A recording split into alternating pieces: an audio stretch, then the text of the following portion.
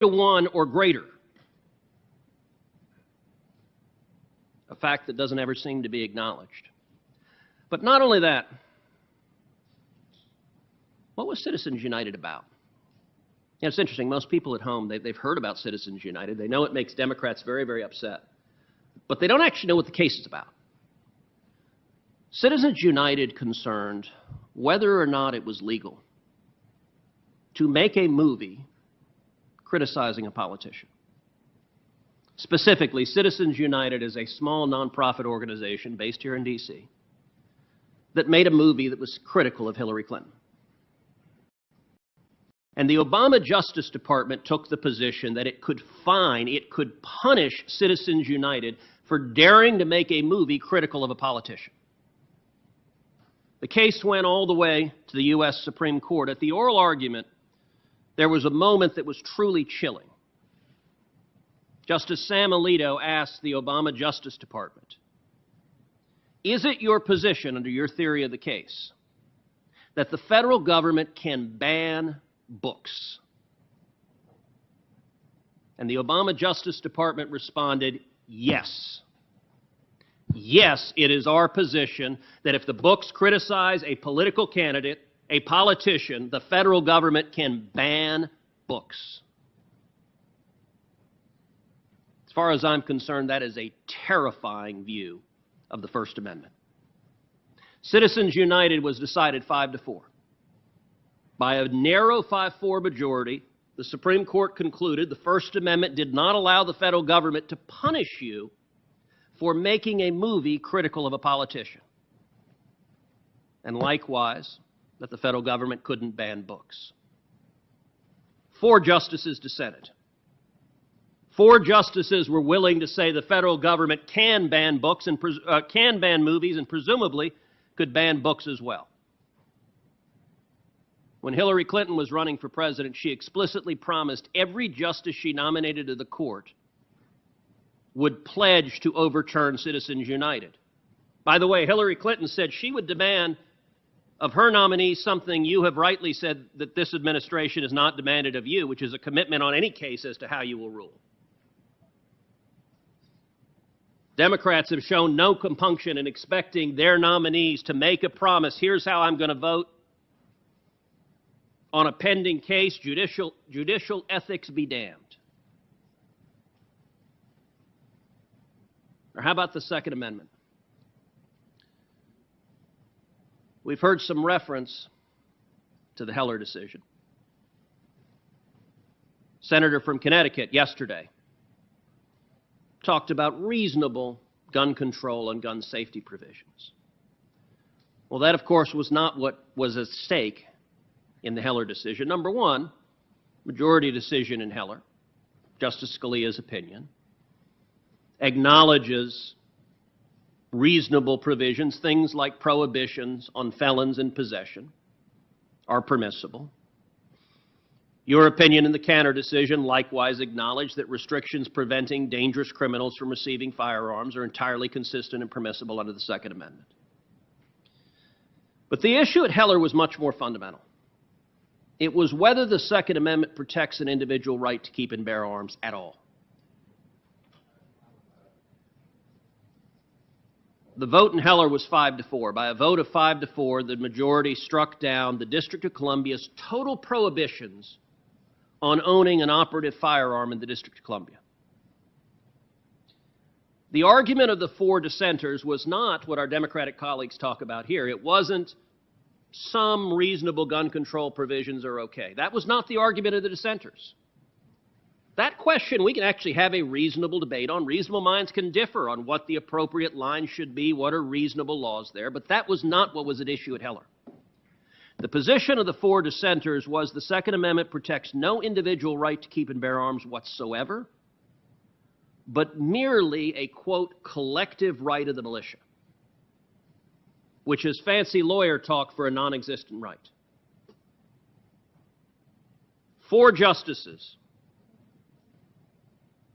would have ruled that way, 1 vote away. The consequences of the court concluding that there is no individual right under the First Amendment would mean you and I and every American watching this would lose your Second Amendment right. It would mean the federal government, the state government, the city could ban guns entirely, could make it a... Thank you, Mr. Chairman. There's a concept in economics called rent-seeking, whereby those with political power and influence go to those in government and seek special benefits at the expense of everyone else. Today's student loan racket, and it is a racket, I think is a powerful example of rent-seeking. The people who are losing are the working men and women of this country. And they're losing on multiple fronts. Number one, they're losing because the cost of education is skyrocketing. And the cost of education skyrocketing is a direct result of policies the federal government has put in place. We've heard the stats today about the cost of education. Today, the cost of college tuition is 31 times more than it was in 1970. We've seen skyrocketing costs. In 1985, the cost of tuition, fees, room and board was $3,859 a year at a public university and $9,228 a year at a private four-year university. By 2018, those numbers had skyrocketed to $20,598 per year at a public four-year university and $44,662 a year at a private four-year university. I can tell you in families that makes a real difference. In 1957, my dad came from Cuba to come to America to go to school. He came to Austin to go to the University of Texas. His first job was making 50 cents an hour as a dishwasher. And working as a dishwasher, he was able to pay his way through school. You can't do that anymore. The fees have skyrocketed. By the time I went to school, when I came out of college and law school, I had to take student loans. I had about $100,000 of student loans when I came out of law school. It took over a decade to pay off those student loans. But the racket we have right now involves the federal government subsidizing unlimited student loans, which then sets up universities to jack up tuition and jack up costs over and over and over and over again. And the racket gets even worse because we saw in recent years, led by congressional Democrats, the federal government nationalized the student loan industry. So now it's the federal government that is loaning the money, that is directly subsidizing this massive debt burden and driving the cost through the roof. It's resulting in, at universities, people on the staff and administration getting paid six-figure sums not to teach.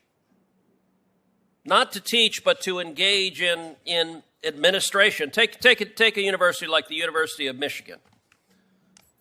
University of Michigan right now, you can expect, an in-state student can expect to spend $130,000 during 4 years at the University of Michigan. An out-of-state student can expect to spend about $300,000 at the University of Michigan.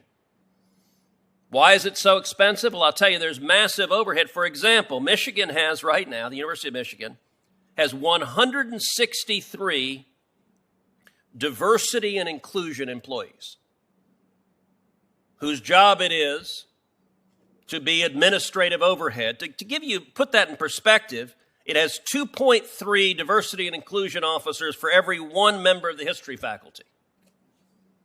Our universities don't teach anymore. They are instead paid sinecures for people who go and work for the government.